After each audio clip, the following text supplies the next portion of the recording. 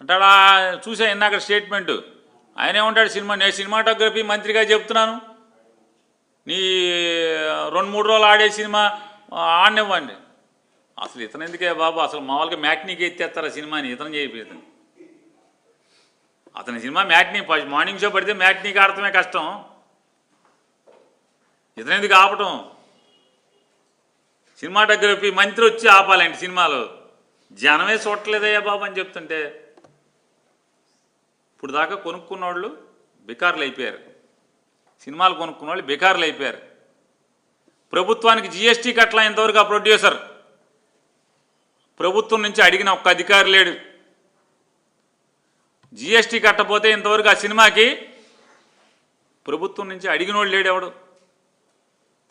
వేరే వాడిని అయితే ఊరుకుంటారా అని అడుగుతున్నాను. సినిమాలకు జిఎస్టీ కట్టరు, కొనుక్కున్న వాళ్ళేమో బికార్లు అయిపోయి పాపర్లు అయిపోయిన పరిస్థితి. దానికి నువ్వు సినిమాటోగ్రఫీ మంత్రి ఒకడు వచ్చి ఆపాలండి. మళ్ళీ ఇవన్నీ వేస్ట్ మాటలు ఎందుకు ఇదంతా?